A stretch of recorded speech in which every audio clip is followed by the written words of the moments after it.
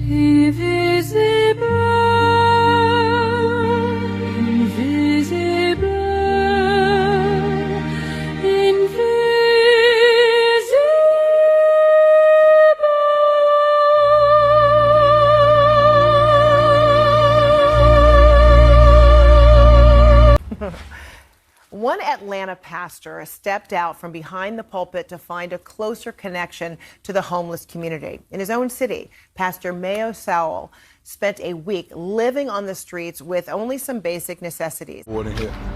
I got woke up by the security guard. But if I try to figure too much, I would talk myself out of going. I don't even know what day it is right now. It's night one, kind of under a tree. Look like somebody might stay here every once in a while because, as you can see, somebody used a blanket to keep a blanket off the ground. But there's some cans back there and stuff, and I don't know, I really don't feel comfortable right here. More than 770,000 people experienced homelessness in 2024, according to the Department of Housing and Urban Development. And how American cities and towns deal with this crisis could be about to change. Last month, President Trump signed an executive order making it easier for local jurisdictions to remove homeless people from the streets.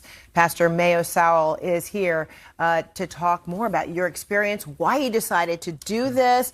I mean, what inspired you to say, you know what, I'm going to, for a week, I'm going to live on the streets. I want to see and feel, and I want to observe.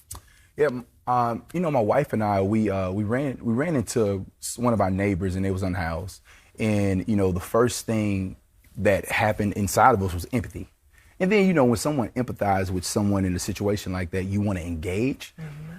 But we was like, you know, let's take a step back and educate ourselves. Because you can engage and assume you think you know what they need. How did people end up on the streets? Yeah. Everyone doesn't have the same story. Absolutely. So I wonder what your expectations were, you know, when you first embarked on it. Did you think you would learn more about the people on the street, how they got there, what they're living like on a day-to-day? Or did you also have your own preconceived notions about what it would be, who was there, and why they got there? I went in with assumptions, and I think day two, my assumptions changed.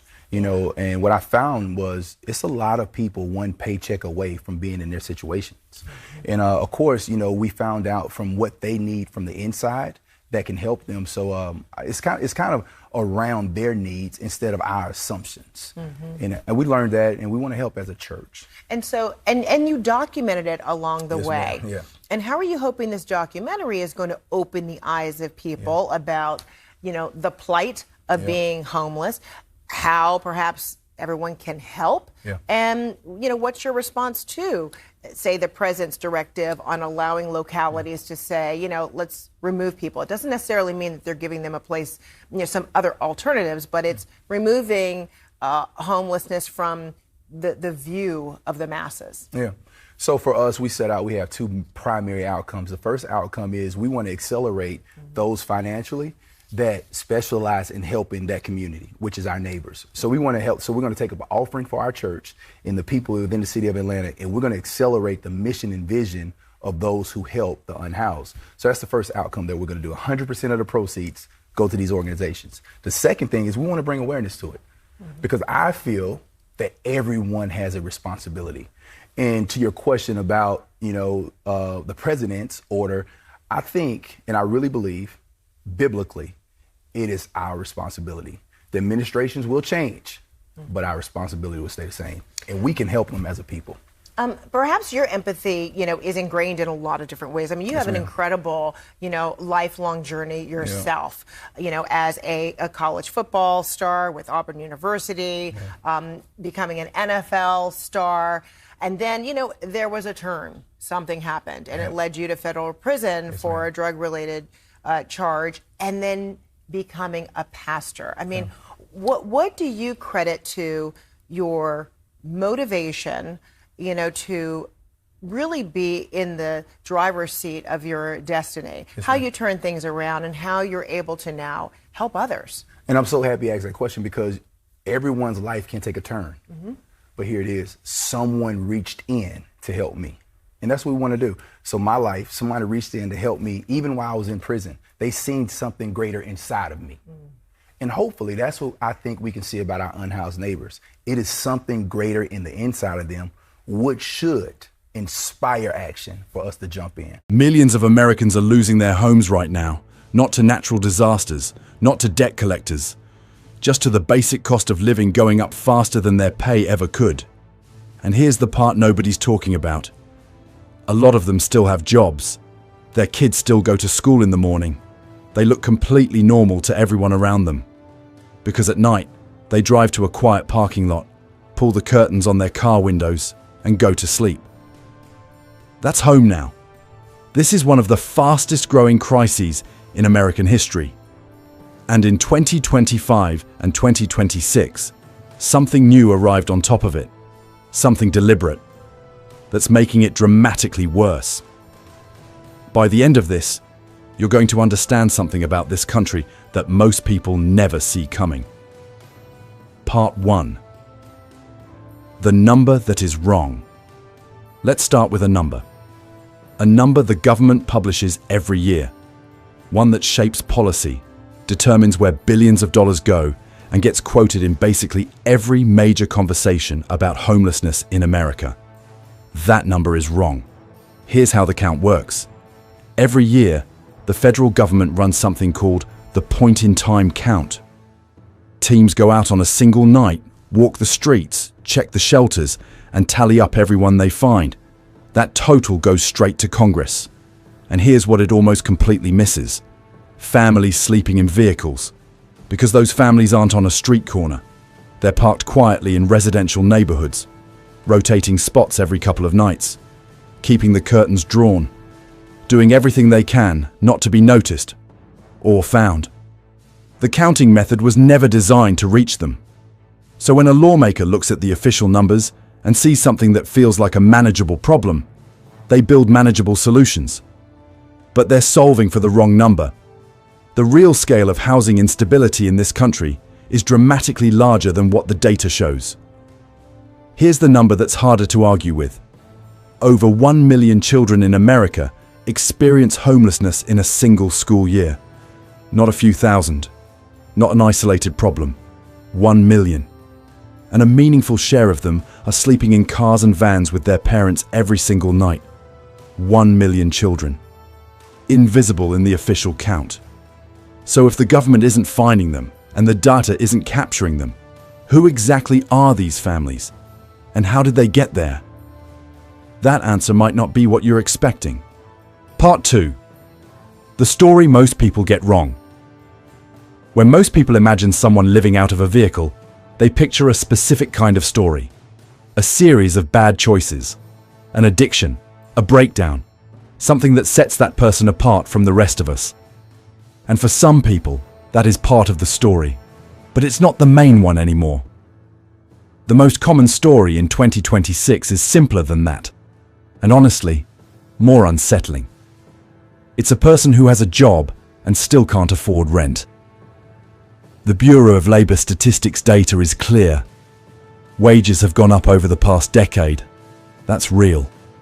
But city by city, rent has climbed 2 to 4 times faster than wages over the same period. Every year, the gap between what people earn and what housing actually costs has gotten a little wider. The National Low-Income Housing Coalition found something that's genuinely hard to sit with.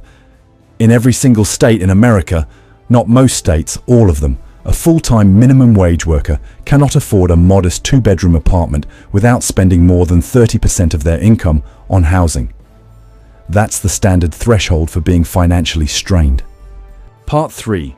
How it happens in 30 days. Most people assume falling into vehicle living is a slow slide, something that builds over months.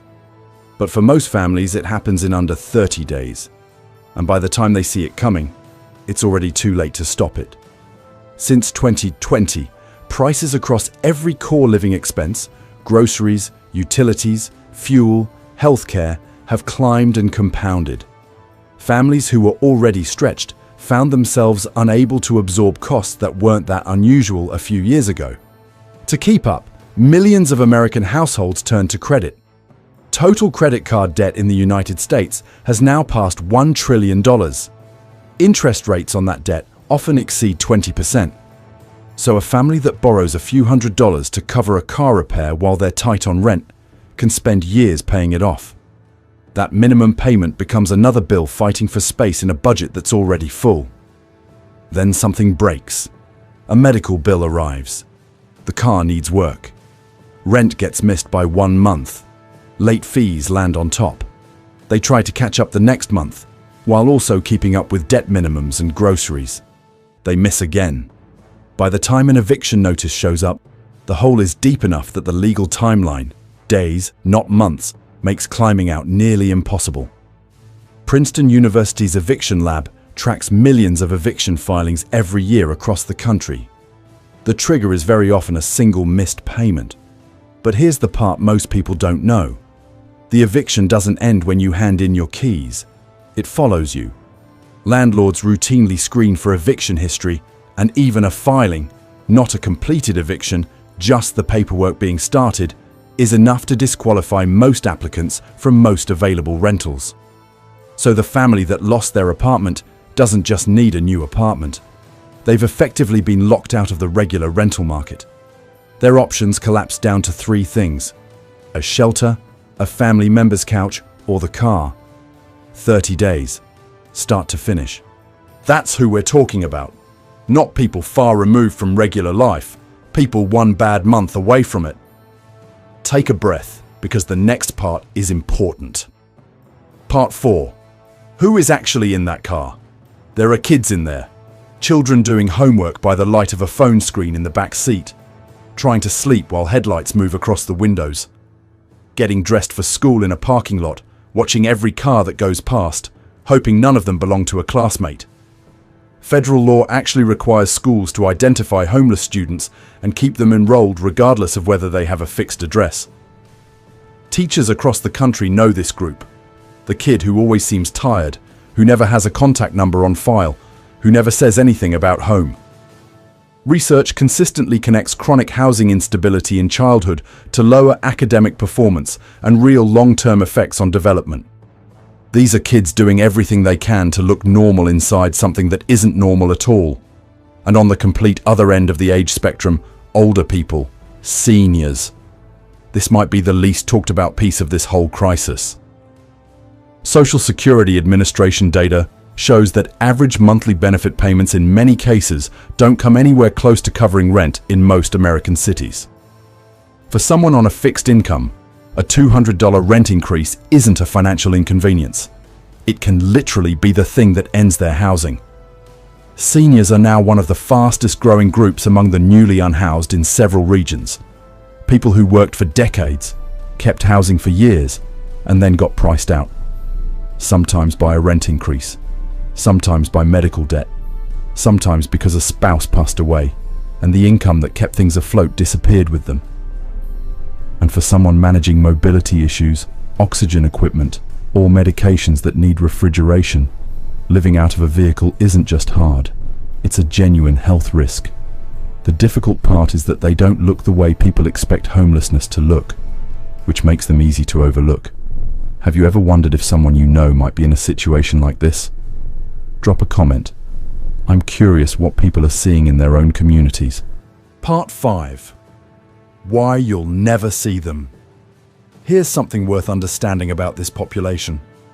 Most of them are doing something deliberate every single day. They're hiding. The car stays clean.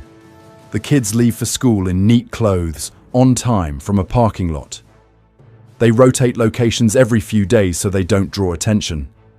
They avoid outreach workers, not because they don't need help, but because being seen carries real risk. Risk of losing custody of their children if the wrong authority finds out. Risk of their employer discovering the situation. Risk of a kind of visibility that tends to make an already impossible situation worse. The National Center for Homeless Education has documented that hundreds of thousands of homeless students aren't in shelters or on streets, but in what researchers call hidden situations. Vehicles, doubled-up living arrangements, short-term stays, completely outside the reach of standard counting. This invisibility isn't random. It's the result of rational decisions made by people who've learned that being found doesn't always mean being helped. And it creates a feedback loop that just keeps going. They're invisible, so data undercounts them. Data undercounts them, so policy underfunds solutions. Solutions are underfunded, so families stay in vehicles longer. And the longer they stay, the harder getting out becomes.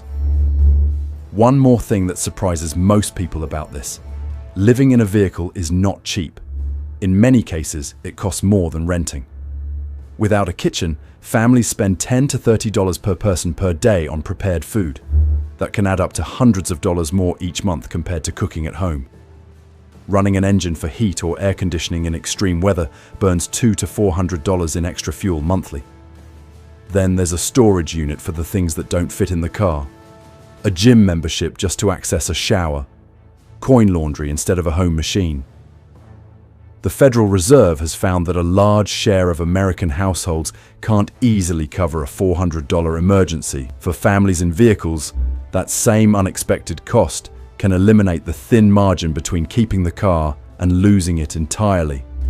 And losing the car means losing the only shelter they have left. That's the first crisis. Structural, slow building, the product of years of wages not keeping up with what housing actually costs. But starting in 2025 and 2026, a second crisis arrived on top of it. And this one didn't happen gradually. Part 6. When sleeping became a crime. More than 400 cities across the United States now have some form of overnight vehicle sleeping ban. 400 cities. These laws make it explicitly illegal to sleep in your own vehicle between set hours, usually 10 at night to 6 in the morning, on public streets. Think about what that actually means. If you're living in your car and you fall asleep, you're breaking the law every night. Not for anything you did, for the act of sleeping. Enforcement comes through police patrols, tickets, and coordinated sweeps. Fines start between $50 and $250 per violation. After 3 to 5 tickets in many places, sleeping in a vehicle becomes a misdemeanor, with court dates, possible warrants, potential jail time, and a criminal record. That record then makes it harder to get a job, which makes it harder to save money, which makes it harder to leave vehicle living behind, which means more nights in the car, which means more violations. It tightens with every cycle. Now, the official defense of these bans is that people can go to a shelter instead. Here's what the data says. Nationally, there are roughly 60 shelter beds available for every 100 unhoused people. Most shelters are at or near capacity. Waiting lists stretch for months. Between 40 and 50% of unhoused people avoid shelters entirely because of documented risks of theft, violence, and conditions that aren't safe for children, older people, or anyone with medical needs. The real choice these families face isn't between a shelter and a car. It's between sleeping illegally in their car or not sleeping at all. And the overnight ban is only the beginning. Part 7. The financial trap built into the law. In cities like Los Angeles, San Francisco, Seattle, and Phoenix, time-limit parking rules now specifically go after RV dwellers. Many cities cap how long a vehicle can stay in one spot, 2 to 6 hours in a lot of cases. Automated plate readers track vehicles around the clock. Once a vehicle is in the system, it's flagged everywhere it goes. The cost of being forced to keep moving is real and calculable. Fuel in 2026 averages over $4 a gallon in most of the country. Moving an RV even a few miles to comply with a time limit can burn $20 to $40 per trip. Do that consistently across a month, and the cost of simply being legally required to keep moving can hit $600 to $1,000. Most vehicle dwellers don't have that. Then there are tow-away zones. Cities have expanded the areas where oversized vehicles can be removed immediately. When a vehicle gets towed, the costs pile up fast. Initial tow fees run $250 to $600. Daily storage charges add $80 to $150 per day. Release fees tack on another $100 to $300. Within 10 days, getting a towed RV back can cost $1,500 to $3,500. Most people can't pay that. And if they can't, the city auctions or destroys the vehicle. That vehicle isn't just a car, it's someone's home. It has their ID documents, their prescriptions, their work tools, their family photos. When it's gone, all of that goes with it. Data from West Coast cities shows that 60 to 70% of towed vehicles belonging to unhoused residents are never reclaimed. Those families go from having a vehicle to being on the street. Overnight, with no transition and no alternative offered. But in 2025 and 2026, Several states went even further, quietly rewriting the legal rules for seizing vehicles altogether. And what changed is something most people have no idea is now legal. Part 8. 9,000 homes gone. Under new rules in many states, an RV can now be classified as abandoned and legally destroyed after just 72 hours to 10 days of being tagged, even when it's clearly being actively lived in. Before these changes, cities needed actual evidence a vehicle had been abandoned. Now, claiming it's a public nuisance is enough. That's it. Several states also raised the value threshold for what can be destroyed without going through a court. Vehicles worth up to $5,000 can now be seized and scrapped without any judicial review. Most used RVs owned by lower-income residents fall right in that range. They're being legally destroyed, with real market value, and someone's entire life still inside them. California advocacy groups estimate that more than 9,000 actively inhabited vehicles were destroyed in that state alone between 2023 and 2025. 9,000 homes. Gone. No compensation, no replacement housing, no realistic way to appeal for someone working double shifts, dealing with a health condition, or just trying to keep their kids in school. For someone who saved for years to buy that RV, who saw it as their last buffer against sleeping on the street, it can be taken and destroyed in under 2 weeks. Now here's where this gets harder to explain. Cities aren't just destroying vehicles. They're spending enormous sums of public money to do it. And the results of all that spending have been measured. If this video has helped you understand something you didn't know before, a like genuinely helps more people find it. Part 9. $90 million. Zero results. Los Angeles spends over $90 million a year on encampment and vehicle removals. San Francisco spends over $30 million. Seattle over $25 million. That's not token spending. That's serious public money. And in all 3 cities, homelessness rates have continued to rise. Multiple studies looking at what happens after major sweeps come to the same conclusion. Over 80% of displaced people are still homeless months later. Their finances are worse. Their health is worse. The informal networks they'd built, knowing which spots are safe, which services are nearby, who to trust, are gone. Sweeps don't reduce homelessness. They reduce the visibility of it in one specific place for a short window of time, at massive cost, and at direct cost to the people being swept. Some cities tried permit programs as a middle ground approach, letting a limited number of vehicle dwellers park legally in designated areas. On paper, it sounds reasonable. In practice, most programs offer 50 to 300 permits in cities with thousands of vehicle dwellers. Waiting lists top 1,000 applicants. Requirements include proof of income, valid government ID, and current insurance, things many of the most vulnerable people simply don't have. And here's what doesn't make the news.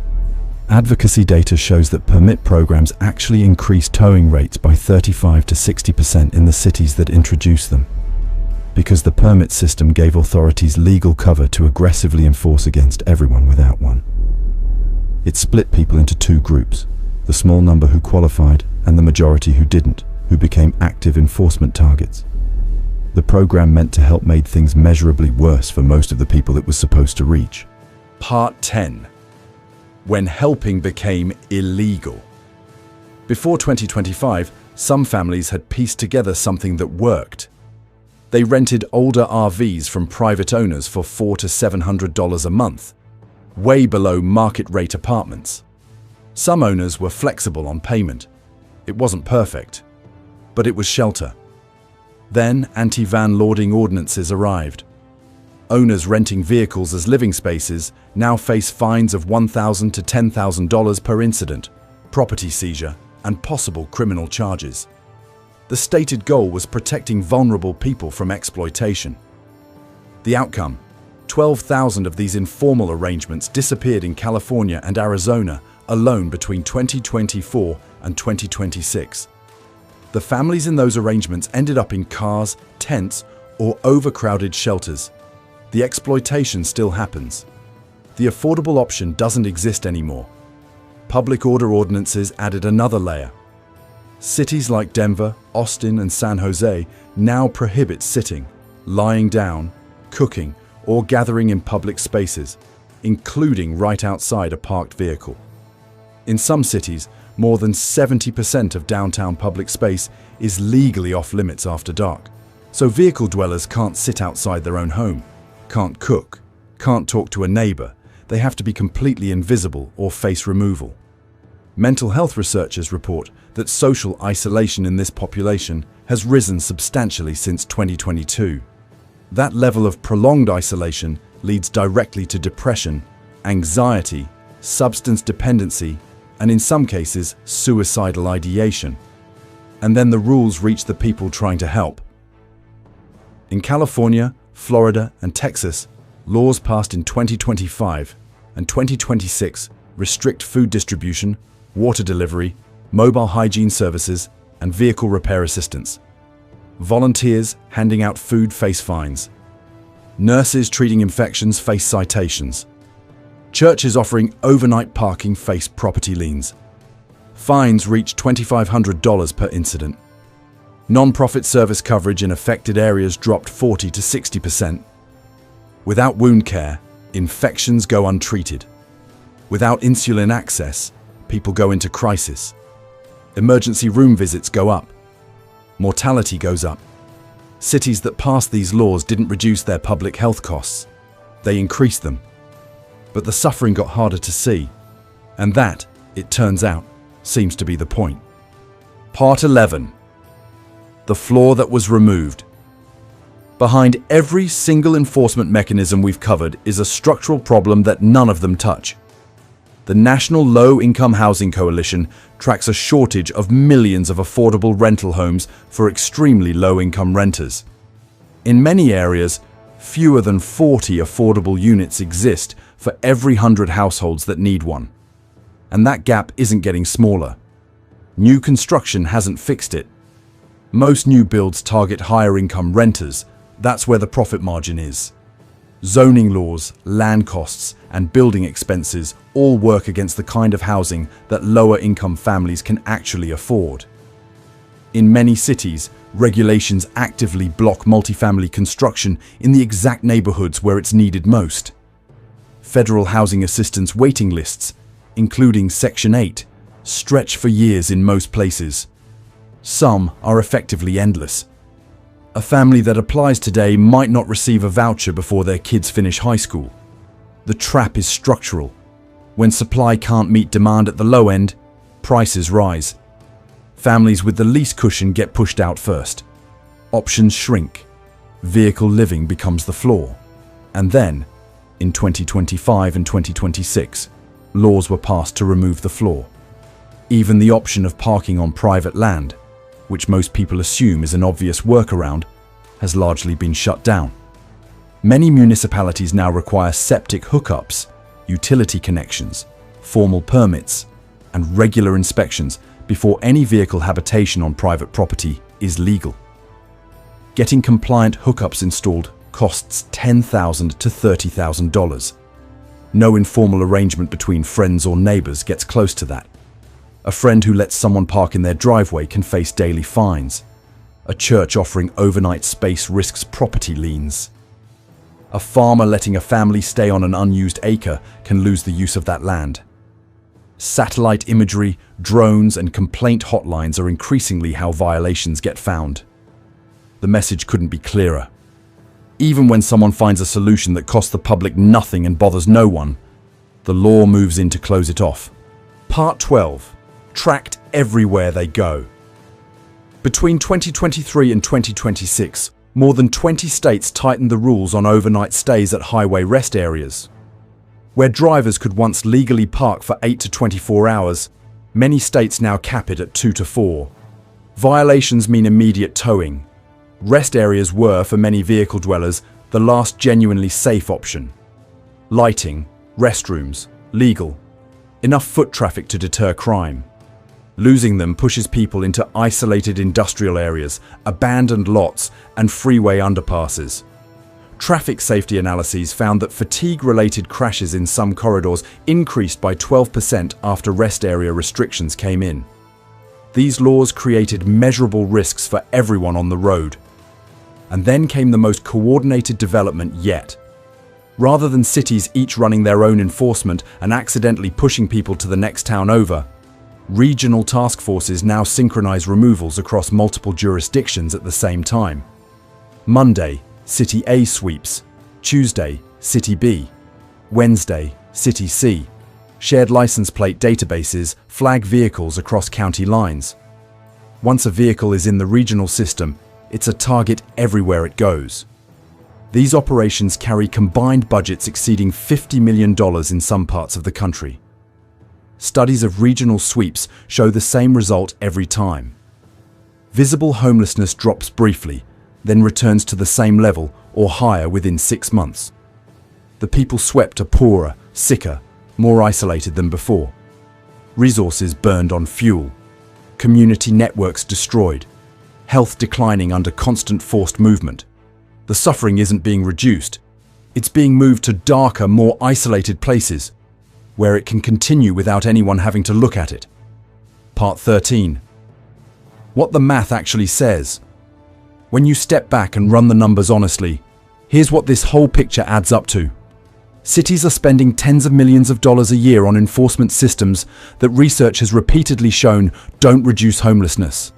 That same money, redirected towards safe parking programs, emergency rental support, or rapid rehousing, could produce genuinely different outcomes at a fraction of what's currently being spent and a fraction of the human cost. Criminalizing vehicle living also creates downstream public costs that dwarf the price of prevention. Unpaid fines become warrants. Warrants become arrests. Arrests become incarceration. Locking someone up costs the public an average of $45,000 per person per year. Courts, public defenders, processing, all of it publicly funded. A housing voucher that could have stopped the whole chain costs considerably less. But the pipeline keeps running. The man who showers at a truck stop before his shift. The grandmother managing her medications in a hatchback. The family of 4 whose kids are trying to study by phone light in the back seat. They're not there because they made bad choices.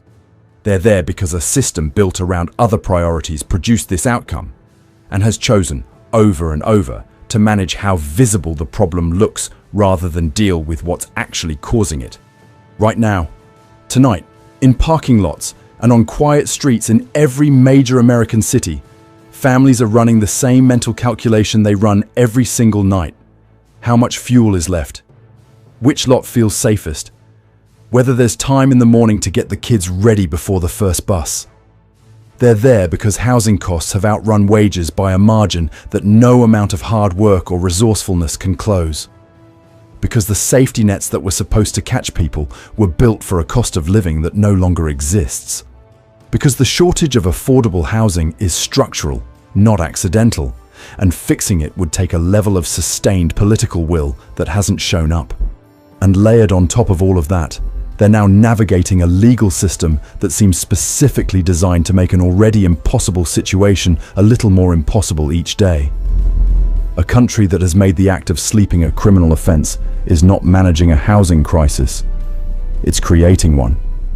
And until the real scale of what's happening, not the counted portion, not the visible minority, but the full hidden reality of who is living in vehicles across this country in 2026, is honestly counted and honestly addressed, the response will keep arriving too small, too late, and too punishing for the people who actually need something different.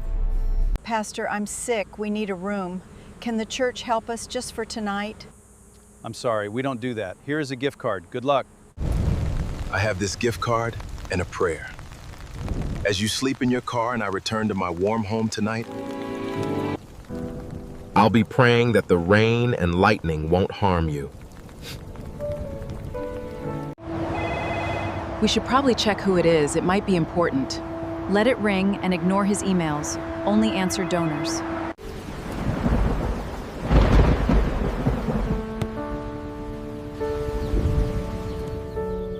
We raised $2 million. I'm sorry, I don't have anything. Good luck.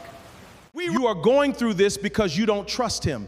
Get off the Medicaid. the SNAP, and get a job even if you can't walk. As you sleep in your car and I return to my warm home tonight, I'll be praying that the rain and lightning won't harm you. I have this gift card and a prayer. I'm thinking about the Platinum Submariner. We should definitely book that trip to Bali next month. Did you see the new models at the dealership?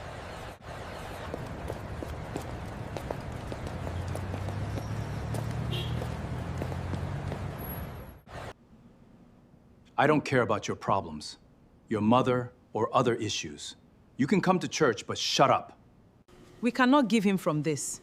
This money is for the church project. Yes, let him wait for the next program. We have responsibilities. We can't have him here. An Ivy League degree and he's homeless? He thinks he's better than us just because he knew celebrities. This is a beautiful day. We are truly blessed.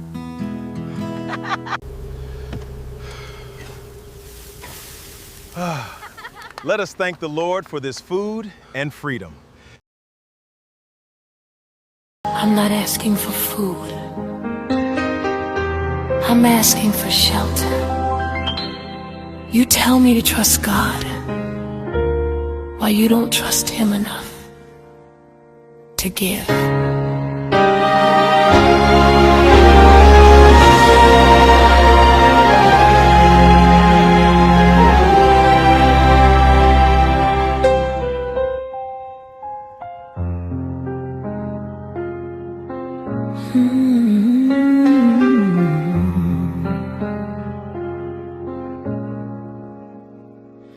3 churches on one city street, 3 sermons echo hope so sweet, 3 preachers telling me just believe, but not one offered space to breathe.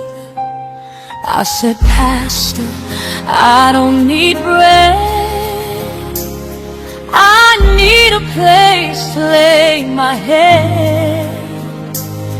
He bowed his head, his voice sincere, but left me sleeping out here. Faith without works is dead. You tell me to trust God, while you don't trust Him enough to give. I'm still sleeping where angels tread. Faith without works is dead. You heard every word I said. You blessed me, then you fled, left me outside. Faith without works is dead.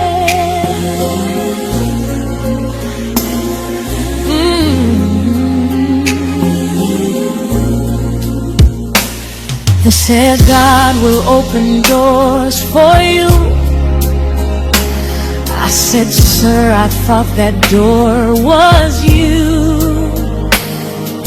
Raised his hand and spoke heaven's name, but nothing in my life had changed. Stained glass shining, cross so tall, but no mercy inside these walls. He preached love from holy text, then told me try somewhere else. Faith without works is dead. You tell me to trust God, while you don't trust Him enough to give. I'm still sleeping where angels stand. Faith without works is dead. Oh, you heard every word I said. You blessed me, then you fled, left me outside. Faith without works is dead.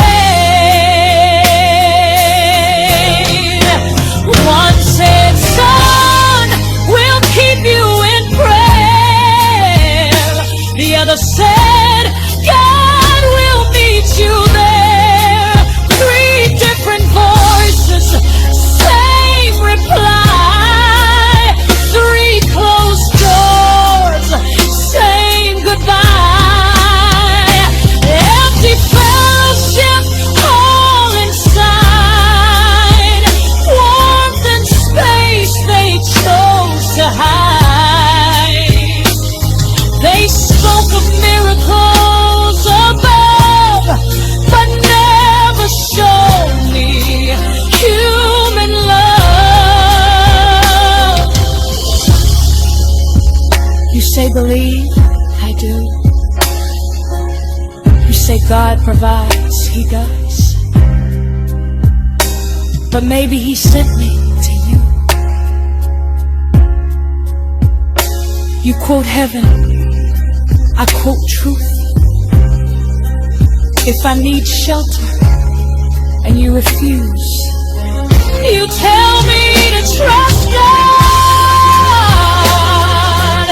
while you don't trust Him enough to give. Know the cold plastic chair, a tired voice from over there. We're backed up, long waiting list. Housing hell doesn't come quick. I said, ma'am, I'm sleeping in my car. She said, I know, but here we are. Paper stamped, another day. No place safe, just sent away. Going without words is dead. You tell me to trust God while you don't trust Him enough to give. There's no pillow for my head, just prayers and words instead. Faith without works is dead. You preached but never fed.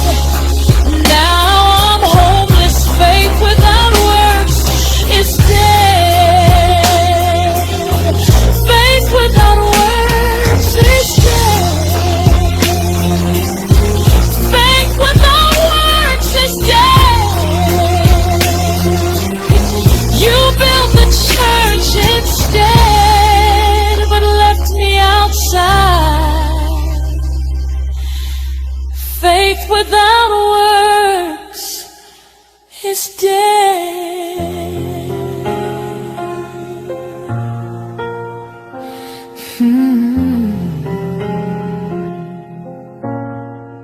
Three prayers went to the sky.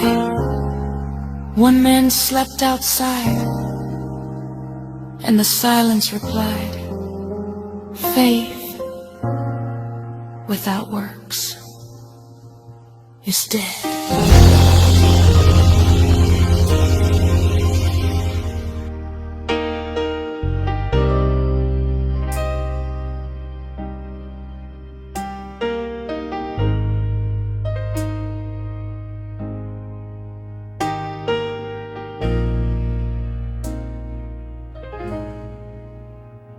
In the doorway of the storefront, in the rain,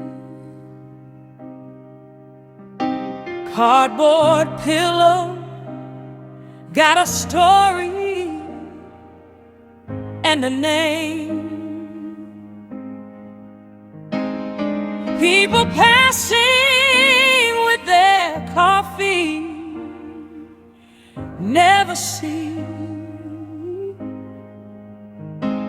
how the cold cuts deeper than the winter in the street. I am somebody's daughter, somebody's dream, but I fade into the window and the screen. I reach my hands out, but they look right through, like my broken heart is seen through glass to you. Listen, Jesus, I know you see me. Oh, when this whole world walks by me and keeps on moving, and I feel so lonely, standing in the pouring rain,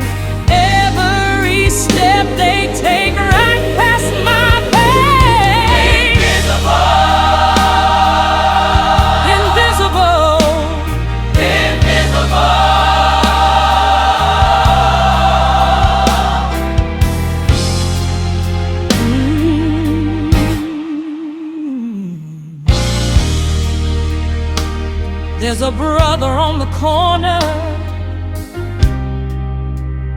head bowed low,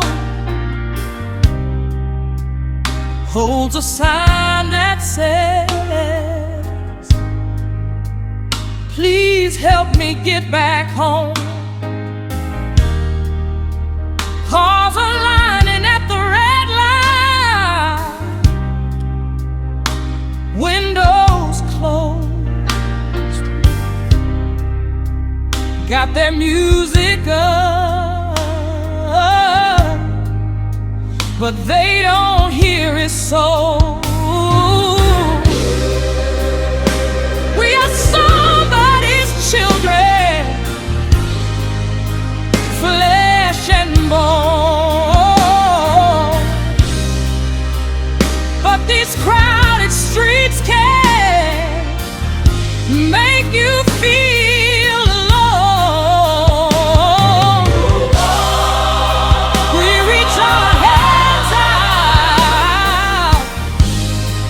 but they look right through. God, is there a place where we belong to you?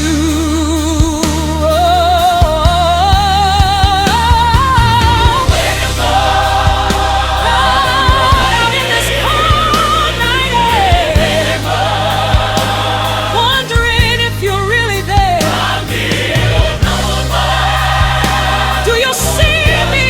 Do you hear me? Do you hear me? Lift this heavy weight from my chest. Send somebody to say I'm blessed through the hunger, through the storm.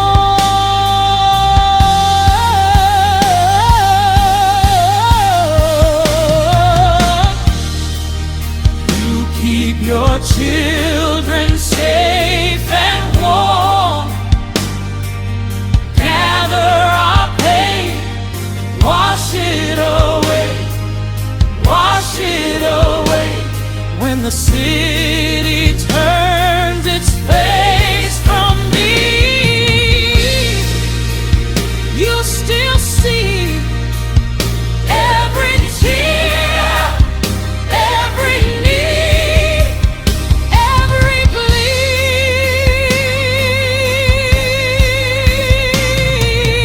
I'm not invisible to you, Lord. Everybody preaching about heaven ain't going. If you can't see Jesus in the least of these, don't expect to recognize him.